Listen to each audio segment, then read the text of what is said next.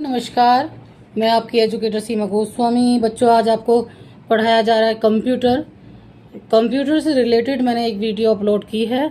तो जो उसमें मैंने आपको पढ़ाया था कि कंप्यूटर क्या है, जैसे control unit, memory unit, ALU और जितनी भी उसकी जानकारी। आज हम उसका सेकंड पार्ट लेके आए हैं कि जो कंप्यूटर है, जैसे कि इसका विभाजित कैसे किया जाता है।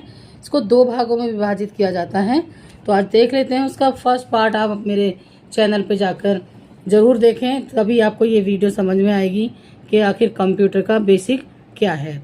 तो बच्चों, जो प्राथमिक मेमोरी है यानी कि प्राइमरी यूनिट, ऐसे मानो जैसे आपने प्राइमरी यूनिट का मतलब है कि आपने फर्स्ट टू फिफ्थ तक जो पढ़ाई करी।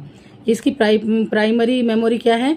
यह है कंप्यूटर का स्मृति संग्राहक, यानी जो सोचने की क्षमता है वो उसका संग्राहक है, जहाँ जानकारी को संचित किया जाता है। जैसे आपके दिमाग में बहुत सारी जानकारियां हैं, वैसे एक कंप्यूटर बनाया है। इसमें प्राथमिक मेमोरी जो यूनिट लगाई गई वो ये है कि जो हम उसमें फीड करेंगे वो उसमें सारी चीज़ें संग्रह हो जाएंगी और वो हमें जानकारी को उसको संचित किया जाएगा। इस स्मृति संग्राहक के दो स्पष्ट रूप हैं।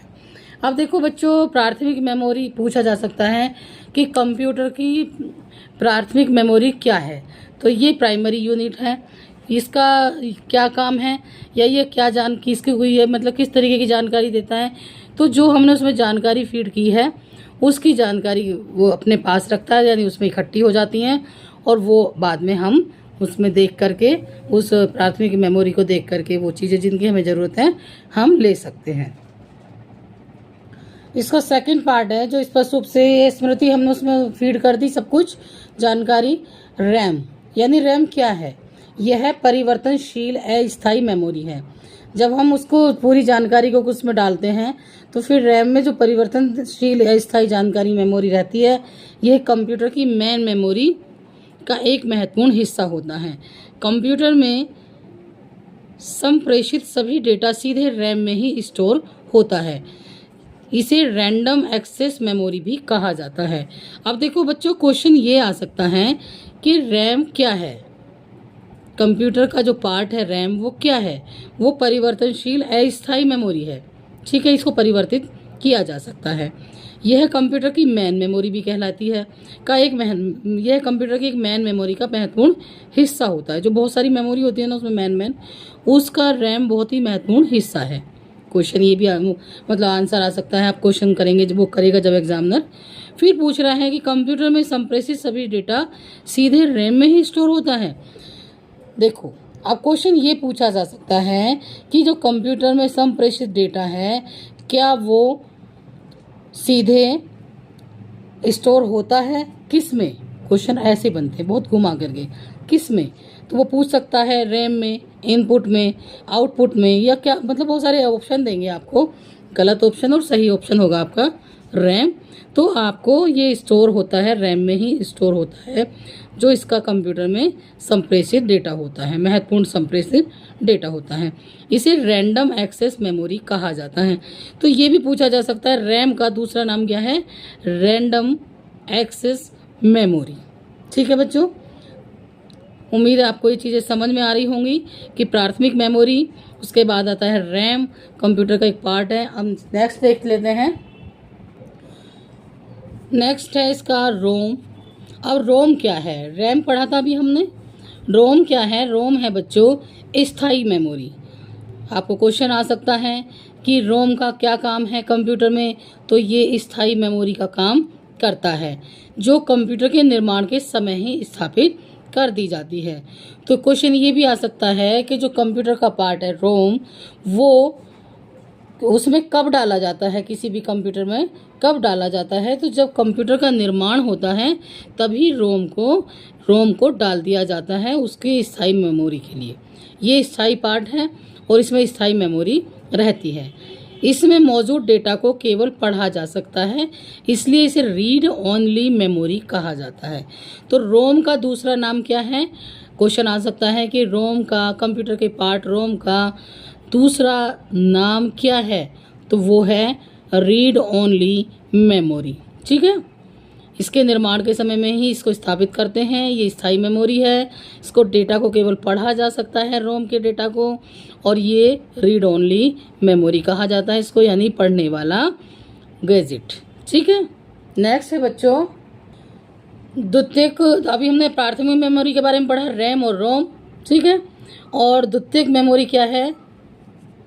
देखो बच्चों, द्वितीयक मेमोरी है, यह सूचना को स्थायी रूप से संग्रह करने के काम आती है।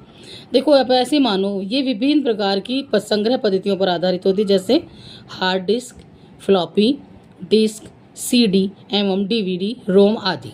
ठीक है, रोम अभी मैंने आपको पढ़ाया था प्रथम प्राथमिक में, और सेकंड द्वितीयक मेमोरी में आते हैं ये सारी चीज़ें। तो ये होता क्या है कि जैसे कि अभी आपने मतलब, तो आपको बहुत बेसिक सी चीज़ बताती हूँ कि आपको कोई न्यूज़ देखी आपने और आपको ऐसा लगता है कि ये मेरे आगे आने वाले समय में काम आ सकती है, या मेरे जो ये वीडियो है आप उसको डाउनलोड कर लो, किसी डिस्क में डाल लो, सीडी बना लो, उसकी डीवीडी बना लो। तो इस तरीके से हम काम करते हैं द्वितीयक मेमोरी में, कि जो स्थायी रूप से हमारे पास संग्रह हो जाती है। आज से 100 साल पहले की जो फिल्में हैं आप वो देखोगे तो आपको वो डिस्क में, डीवीडी में, हार्ड डिस्क में मिलेंगी।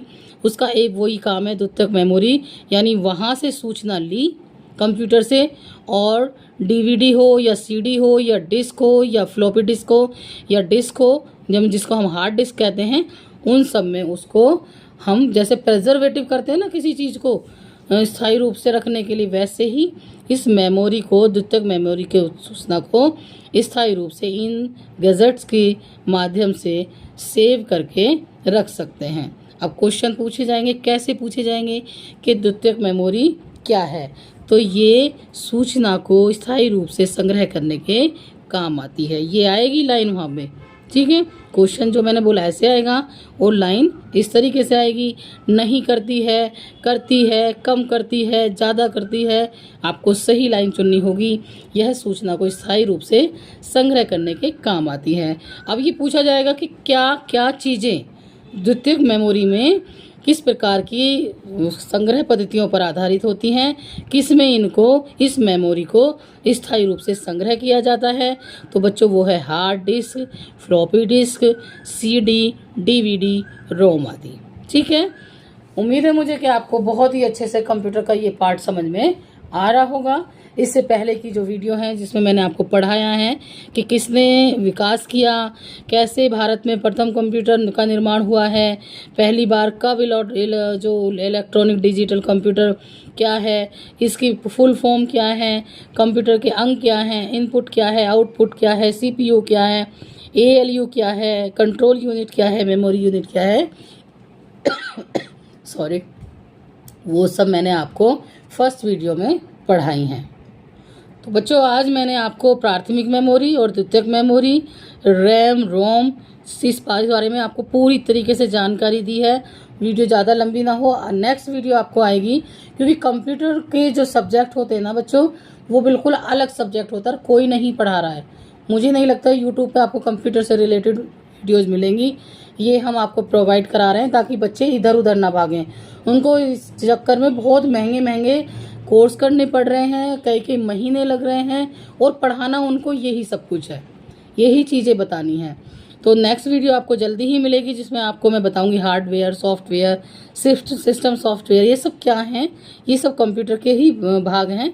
तो इसके बारे में मैं नेक्स्ट वीडियो में पढ़ाऊंगी। बच्चों वीडियो पसंद आई हो तो लाइक, शेयर, सब्सक्राइब जरूर करें, कमेंट जरूर करें, और सब्सक्राइब कर लें। वीडियो पसंद आती है शेयर कर दें, ताकि और भी बच्चों तक ये वीडियो पहुंच सके। मैं एक महिला होने के नाते मेरे पास बहुत ज़्यादा संसाधन नहीं है, मेरे पास स्मार्ट बोर्ड नहीं है, लेकिन मैं फिर भी आपके लिए बहुत अच्छी वीडियो लेकर आती हूँ। पढ़ाई सब कुछ वही है कि जो आपको इजी वे में समझ में आ जाए और एक एक क्वेश्चन आपको मिल जाए। तो मेरे पास नहीं है बड़ा कि मैं आपको एक क्वेश्चन पढ़ाऊँ और 10 मिनट तक आपको बताती रहूँ, मोटिवेट करती रहूँ, क्योंकि मोटिवेशन अपने अंदर ही होता है बच्चों। खुद को ही हमें सोचना है कि हमें पढ़ना है, हमें आगे बढ़ना है, हमें कोई भी एग्ज़ाम क्रैक करना है। उसके लिए आप अपना पढ़ाई करें और ध्यान से पढ़ें। 1-2 बार वीडियो पढ़ोगे तो आपको वीडियो समझ में आ जाएगी। शेयर ज़रूर कर दें। धन्यवाद।